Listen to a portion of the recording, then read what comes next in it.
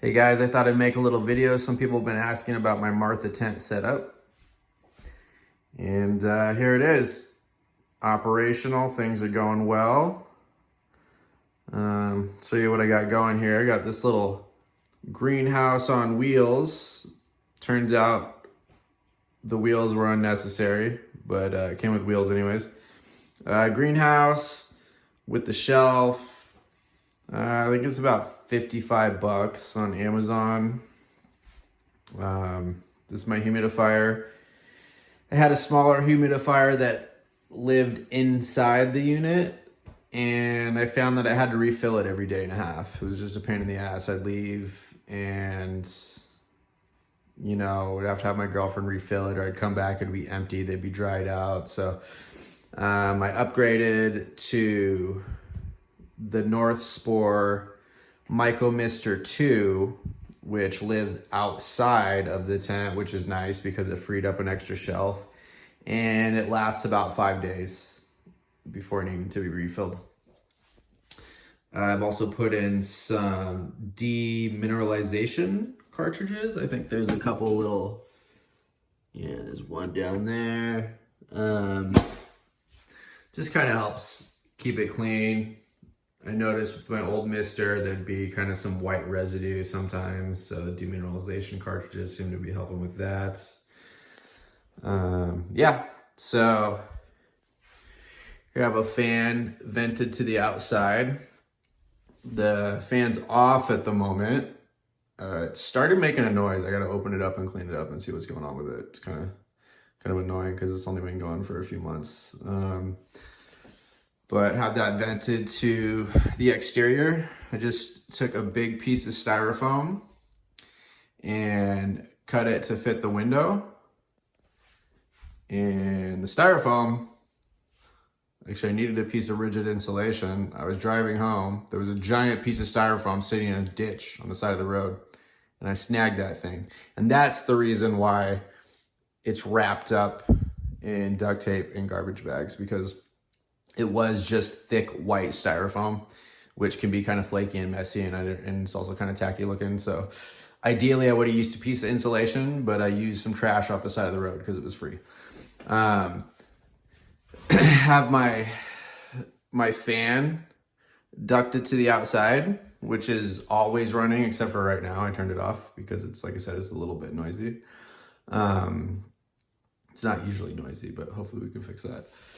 So the pulling of the air, and I have it set on real low. You don't need a lot, but the pulling of the air, it'll pull air up from underneath. It gives a lot of fresh air exchange for the mushrooms, which they really like. And if you happen to wait too long to harvest and your mushrooms start sporulating, the fan will pull the spores outside. So I'm not really worried about spores. Some people say that you shouldn't be breathing them. They can cause problems. You don't want them in your house, this, that, and the other. So main function is fresh air exchange, but it adds safety. Some people don't vent them to outside. They'll just let them vent in their house, but it will create a really humid environment. When people do that, you can also just fit a piece of filter on that. You just buy a little piece of filter, fit it onto the inlet, and that will help filter out any spore situation. But I didn't want to really create a humid environment. It's just easier to vent it outside. So right here I have I think it's called a hygrometer. I don't know. Basically you set the parameters for when you want it to kick on and when you want it to kick off. And then it has two plugs. Here, these are our new cats. This is Bob. His name's Bobcat. Call him Bob for short. This is his sister, Persephone. They're very curious. Let's see here. Yeah, so my let me see right here. So this is set. Current relative humidity is 90. It's set for 94. It's currently at 92. So there's a window. You set the window for when you want it to turn on and when you want it to turn off. So I think mine's set for if it drops below 89, it'll kick on the humidifier, and if it goes above, I think like 96, it'll turn off the humidifier. So has two plugs. One's for the humidifier, and there's another plug for a dehumidifier, but I don't have one of those. You don't really need it. That's for people using this device that really need to keep it dialed in better, but it doesn't really matter because Bob's checking it out here. So here we got some, yeah, and I guess that's basically explains the setup. So my humidifier is plugged in to this. You know, based on the parameters, it'll kick this thing on. And yeah, that's how it works. So here we got some shiitakes we're getting ready to pick. Just picked some the other day. These are some little baby lion's mane. Here we've got a bunch of turkey tails coming out the side. Those will probably be ready to harvest pretty soon. A bunch of baby turkey tails popping up right there. Don't drink that. You guys don't want to drink that. Oh yeah, also there's a tray on the bottom of this thing. I think it's a tray for a hot water heater maybe. Fit just about perfectly. You know, water does drip depending what the humidity is, so it's just kind of a catch basin for that stuff. See up here, have some more lion's mane coming in. This one's doing something weird.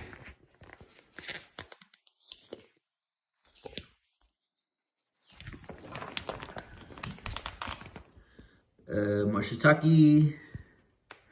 I think one of these cakes, one of these in here are also oysters, but they're not.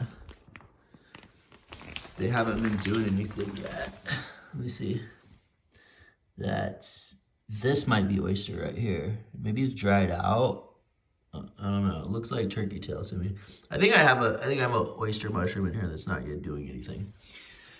But yeah. Basically that's it. We've been eating some fresh lion's mane.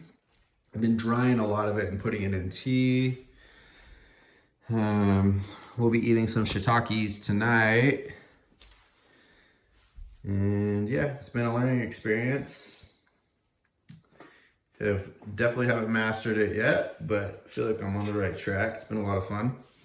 And here we've got some, these are a couple shiitake blocks that are, oh, this one went too long. I should put it out in fruit because it started fruiting inside the bag.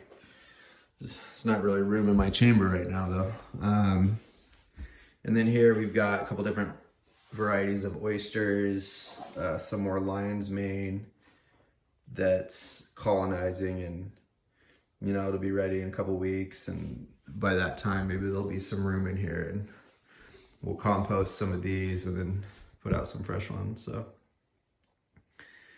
yeah, that's basically the extent of it. I will say that upgrading my humidifier was a really good choice.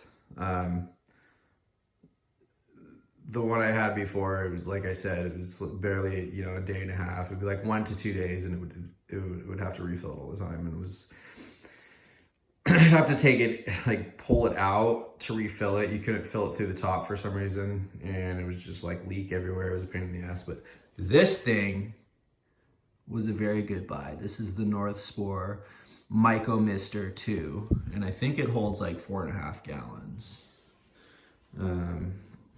And if I ever wanted to, you know, do a second tent, which I really don't see any need to, I feel like I could probably fix it up to where I could run a couple tents with this thing, if I could get the humidity to sync with them. But yeah, that's basically the extent of my operation at the moment, and glad I can share with you guys. I will add too, for those of you that are thinking about building one of these setups, just the cost breakdown. So the greenhouse tent was 55 bucks. The ducting was a little under 10 bucks. For the fan, the humidity controller, and also the crate pan underneath, it was 116 bucks. The most expensive piece of equipment was the Myco Mister 2, which was $190. So, like I said, I didn't spend any money on my styrofoam. I kind of fabricated a little thing to hold the fan. That was just stuff I had laying around. So this setup totaled about 370 bucks. My previous setup with the smaller humidifier, you know, if a person doesn't need a large humidifier, my old humidifier was 50 bucks. So, you know, before adding an upgraded humidifier, that's only about $230 for this setup. But if you're like me and you're gone for several days at a time, you know, it might be worth upgrading. But if you're a person who's home all the time, you don't need a $190 humidifier. So yeah, that was the breakdown. Obviously, there's more costs involved. If you get into this hobby, you need, of course, a good pressure cooker, some mason jars, a way to heat the pressure cooker. If you have a convection piece of shit convection stove that doesn't really work very well, then you have to get a propane setup like me. So that's another expense, but that was just camping gear that I already had. So, but yeah, with this fairly automated setup, it's about 370 bucks. A little over 200. You can do it a little bit more simply, but especially for you, Nick, that'll give you an idea of what the cost is to put one of these things together. Thanks for watching.